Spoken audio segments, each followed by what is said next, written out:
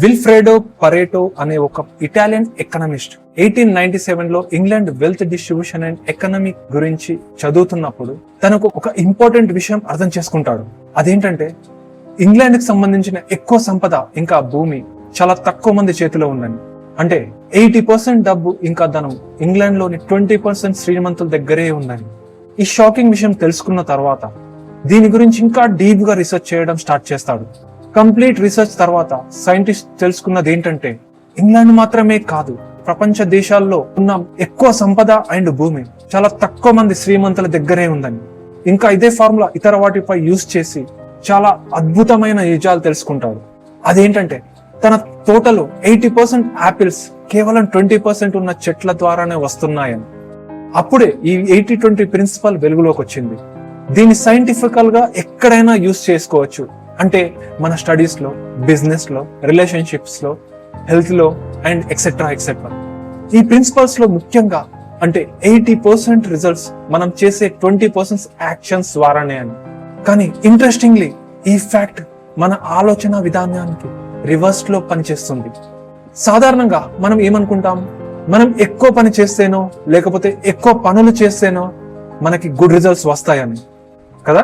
In fact మనం చేసే కొన్ని పనులు మనకు గుడ్ రిజల్ట్స్ ఇస్తాయి. ఈ ప్రిన్సిపల్స్ వెలుగులోకి వచ్చిన తర్వాత చాలా మంది దీన్ని డిఫరెంట్ విభాగాల్లో వాడి రిజల్ట్స్ పొందారు. For example 20% most wanted criminals 80% crimes చేస్తారు. 20% బ్యాడ్ డ్రైవర్స్ వల్లే యాక్సిడెంట్స్ అయి 80% జనాలు ప్రాణాలు పోతున్నాయి. మ్యారేజ్ లో 20% వల్లే 80% డైవర్స్ తీసుకుంటున్నారు. 20% ఇంపార్టెంట్ రోడ్స్ లోనే 80% ట్రాఫిక్ ఉంటుంది. మనకున్న డ్రెస్సెస్ లో 20% మాత్రమే 80% వేసుకుంటాం. ఇలాంటివి ఇంకెన్నో చాలా ఎగ్జాంపుల్స్ ఉన్నాయి. సరే, ఇంకొన్ని ఎగ్జాంపుల్స్ వినండి. వరల్డ్ వైడ్ గా 20% పాపులేషన్ మాత్రమే 80% ఆల్కహాల్ తాగుతుంది. 20% భూమి నుంచి 80% ఫుడ్ ఇంకా మినరల్స్ వస్తున్నాయి. 20% మేఘాల నుంచి 80% వర్షం వస్తుంది. 20% సెలబ్రిటీస్ కి మాత్రమే 80% అటెన్షన్ దొరుకుతుంది. 20% సైంటిస్ట్స్ 80% న్యూ వస్తువులను కనిపెడుతున్నారు.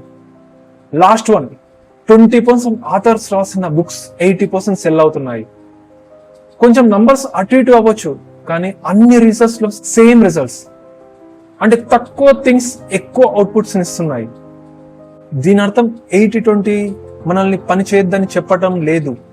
ఇన్ఫాక్ట్ మనం ఏ పని అయితే మనకు ఎక్కువగా అవుట్పుట్ రిజల్ట్స్ ఇస్తుందో లేకపోతే అసలు ఉపయోగం లేదో ఆ పనులు మానేయడం బెటర్ అని చెప్తుంది. ఇంకా ఏ పని అయితే మనకు ఎక్కువ అవుట్పుట్ రిజల్ట్స్ ఇస్తుందో ఆ పని మీద ఎక్కువ ఫోకస్ చేయమని చెప్తుంది. బిజినెస్ గురించి మాట్లాడాలంటే ఈ లాస్ అసలు బిజినెస్ గురించే మొదలైంది. దాని తర్వాత ఈ లాస్ ని అన్నింటికి అప్లై చేయడం స్టార్ట్ చేశారు. 80-20 బిజినెస్. కామన్ గా ఒక బిజినెస్ కొత్తగా స్టార్ట్ చేసినప్పుడు జనాలు ఎక్సైట్మెంట్ లో వాళ్ళ full energy and money time ని ఆ టైంకి అవసరం లేని వాటి మీద యూస్ చేస్తారు. అంటే బిజినెస్ లోగో ఎలా ఉండాలి, ఇంకా వెబ్సైట్ లుక్ ఎలా ఉండాలి, ఇంకా ఎక్సెట్రా ఎక్సెట్రా. ఇలాంటివి ఇంపార్టెంటే, కానీ బిజినెస్ స్టార్టింగ్ లో అంత ఇంపార్టెంట్ కాదు. ఇంకా వాటితో బిజినెస్ స్టార్టింగ్ లోనే కస్టమర్స్ మన బిజినెస్ ప్రొడక్ట్స్ ని లేకపోతే సర్వీసెస్ పైన ఇంట్రెస్ట్ చూపారు కదా. వాటితోనే బిజినెస్ లోకి ప్రాఫిట్స్ వచ్చి పడవు కదా. ఇన్ఫాక్ట్ మనం దేని మీద ఫోకస్ చేయాలంటే ఆ బిజినెస్ కి సంబంధించిన కస్టమర్స్ రిక్వైర్మెంట్స్ తెలుసుకుని వాళ్ళ రిక్వైర్మెంట్స్ కి తగ్గట్టుగా ప్రొడక్ట్స్ ఇంకా సర్వీసెస్ ని ఇంప్రూవ్ చేయడం, ఇంకా బెటర్ గా డెవలప్ చేయడం మీద ఫోకస్ చేయాలి. అది చేసిన తర్వాత నెక్స్ట్ ఆ ప్రొడక్ట్ సంబంధించిన మార్కెట్ అండ్ ఈటీసీ పనులు చేయాలి. ఇంకా మనకు ఎక్కువగా ఎక్కడైతే రెస్పాన్స్ వస్తుందో అక్కడ ఆ 20% ప్లాట్ఫామ్స్ లో ఎక్కువగా ఎఫర్ట్ పెట్టాలి. ఇంకొన్ని ఇంపార్టెంట్ పాయింట్స్ చెప్పాలంటే బిజినెస్ లో మన 20% కస్టమర్స్ మన 80% ప్రాఫిట్స్ రావడానికి కారణమవుతారు. ఎట్ ద సేమ్ టైం అదే 20% కస్టమర్స్ మన 80% కంప్లైంట్స్ ఇచ్చే అవకాశం ఉంది. సో ఆ 20% కస్టమర్స్ పైనే మనం చాలా కాన్సన్ట్రేట్ చేయాలి. అలానే ఏవైతే మన 80% అవుట్పుట్ రిజల్ట్స్ కారణమవుతాయో ఆ 20% పనుల మీదే ఎక్కువగా ఫోకస్ చేయాలి. 80-20 for social life and happiness. నేను చిన్నప్పుడు అనుకునేవాడిని నాకు ఎంత ఎక్కువ మంది ఫ్రెండ్స్ ఉంటే అంత మంచిదని. అందుకనే నేను ఎక్కువ మందితో ఫ్రెండ్షిప్ చేయాలనుకునేవాడిని. కొన్నిసార్లు కొంతమంది బిహేవియర్ నచ్చకపోయినా, అంటే నాకు వాళ్ళతో సెట్ అవ్వదని తెలిసినా వాళ్ళతో టైం స్పెండ్ చేసి అలా ఫ్రెండ్షిప్ నేమ్తో చాలా టైం వేస్ట్ చేశా. బట్ దాని తర్వాత నేను టైం వేస్ట్ చేస్తున్నానని నాకు రియలైజేషన్ వచ్చింది. ఎందుకంటే నేను ఆ టైంలో చేయాల్సిన ఇంపార్టెంట్ పనుల మీద పెట్టకుండా వేస్ట్ చేసుకున్నాను.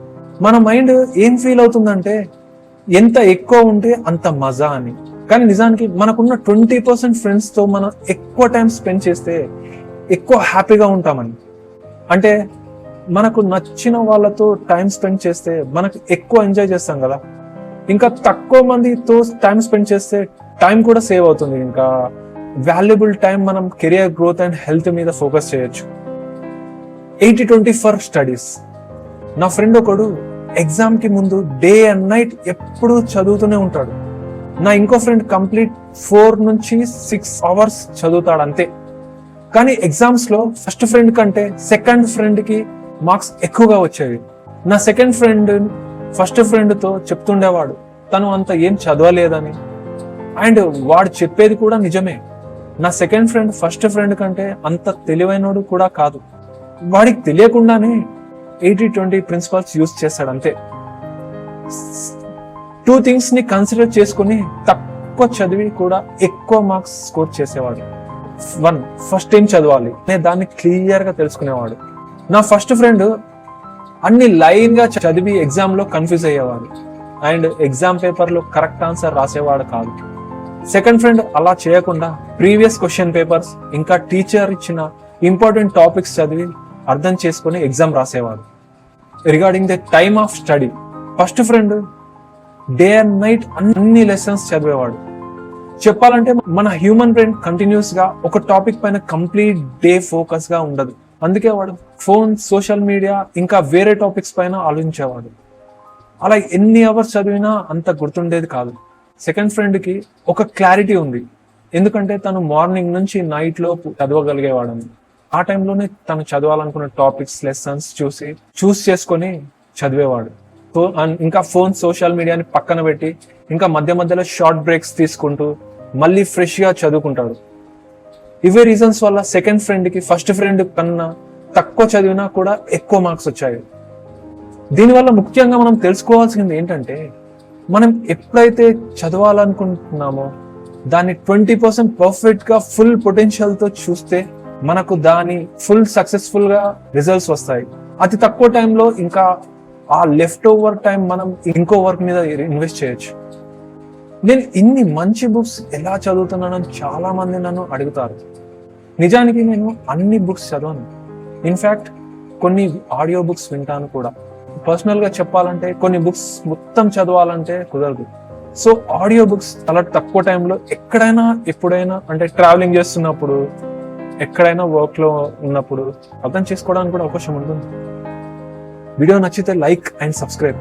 Thank you.